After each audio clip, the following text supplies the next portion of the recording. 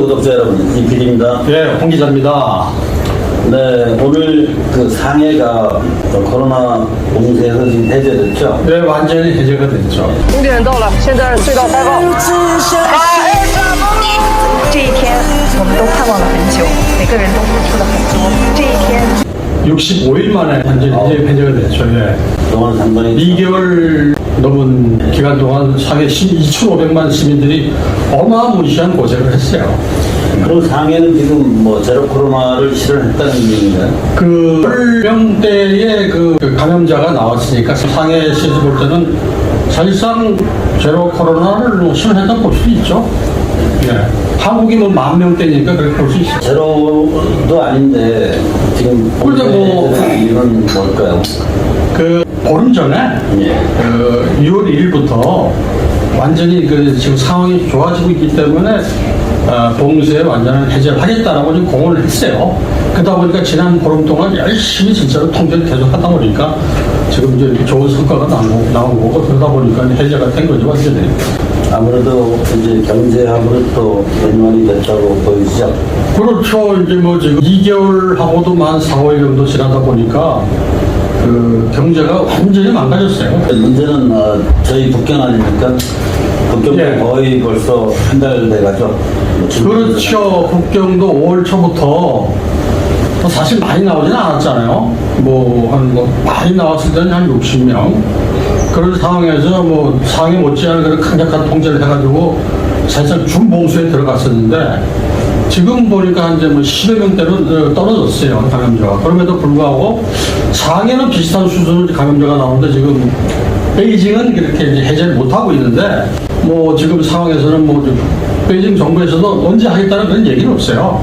근데 특히나 이제 그 가장 이제 문제가 되는 저기 식당, 그 다음에 유락시설이 지금 문을 못 열고 있는 상황이에요. 그래서 상해처럼 언제 이렇게 봉쇄가 해제되어 있는가는 아직 좀 두고 봐야 되는 문제인 것 같아요. 네, 이번에 저희 그 회사나 저분 이제 전부 이제 해제가 됐는데 그렇죠. 아직도 이제 몇몇 그 식당이나 지금 그렇죠. 말씀하신 유락시설 이런 데는 아직 좀 기다려 봐야 되는 상황인 걸로 알고 있어요. 아마 상해가 이번에 한 2달 넘게 그 봉쇄되면서 베이징도 한 달여 준봉쇄죠. 예. 혹시 상해의 이제 경제 여건을 더 이상 이제 방치할 수 없다 뭐 이런 그렇죠. 뜻이 아닐까요? 더 이상 만약에 봉쇄를 계속 하다 보면은 올해 중국 정부가 목표로 한 5.5% 전후의 경제 성장은 사실상 지금도 사실상 불가능해요. 그런데 계속 했다가는 5.5%는 뭐 전후는 말할 것도 없고 뭐 거의 마이너스 성장도 가능한 그런 상황으로 내몰리기 때문에 아마도 어쩔 수 없는 선택이지 않았나 그런 생각이 들어요. 네, 저희도 이제 실질적으로 피부로 느끼는 거지만 그간 한 달 동안에 그렇죠. 봉쇄한테 들어가는 아유, 말도 못하죠. 해졌죠. 그렇죠. 그런데 올해 경제 전망치는 물론 그 예상보다 훨씬 못 미친다. 많이 떨어진다고 뭐 5.5% 전후 성장은 사실상 불가능한 게 아니고 완전히 물 건너갔다고 봐야죠. 기사를 아까 잠깐 봤는데 네. 그 중국인들의 그 자산 가치가 상당히 높은 걸로 나오더라고요. 예, 제가 사실 그 자료도 받고 월드뱅크를 비롯한 여러 기관들에서 이제 추산을 한 건데 중국인들의 1인당 평균 자산이 134만 위안, 그러니까 이제 그 달러로 따지면 20만 달러예요.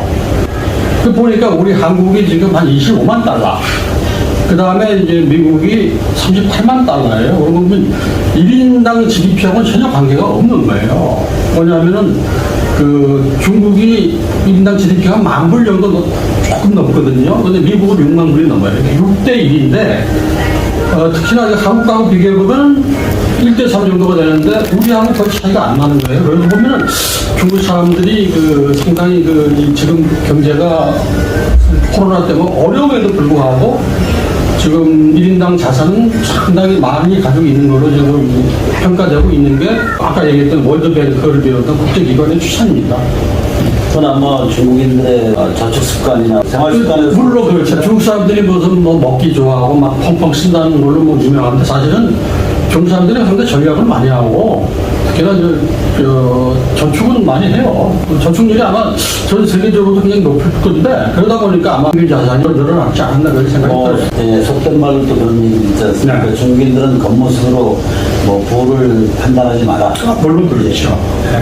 역시 그 중국 사람들은 생각보다는 가진 게 많아요. 예, 그러니까 재벌도 뭐 보면은 뭐 헐마하게 보이는데 보면은 나중에 뭐 어마어마한 사람들이 많듯이 우리는 반대죠. 돈을 팡팡 뿌리고 다니는데 보면은 뭐 가진 거는 개뿔도 없어요.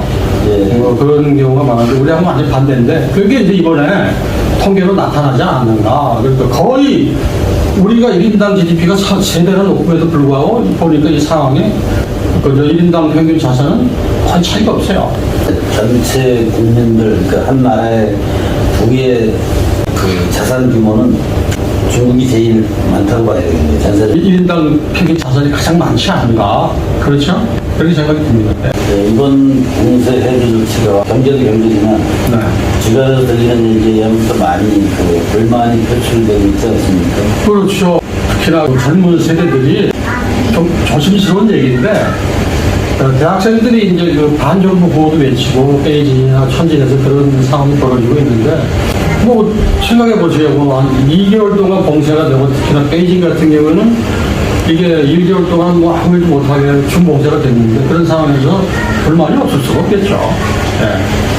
특히나 중국에서 그런 어떤 반정부적인 발언을 했다 이런 거는 참 간단한 문제는 아니에요. 간단한 문제는 아닌데, 뭐, 오죽했으면 그럴까 싶은 생각이 들어요. 그러나 물론 이제 그게 특별하게 무슨 뭐 이런 반정부적인 그런 그 형태로 이어지지는 않을 것이다. 그럼 저는 그렇게 보고 잘 풀리지 않을까 그런 생각이 듭니다.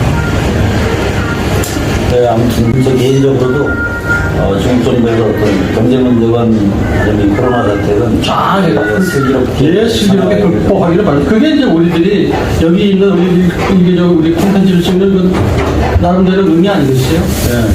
네, 가까운 이로 이제 저희 지인들도 출장하시는 분들도 아유, 너무 어려움을 호소하는데 아유, 뭐 만족하세요. 뭐 그냥 대놓고 오는 분들도 있어요. 뭐 참 가슴이 아픈데. 네. 다행히도 이제 이렇게 봉쇄가 완화됐습니다. 잘 되리라고 보면서 상해 봉쇄가 해제되고 베이징도 조만간 해제될 분위기니까 그거 지금해서 저희들이 한번 토크를 해봤습니다. 여기까지 하겠습니다. 감사합니다.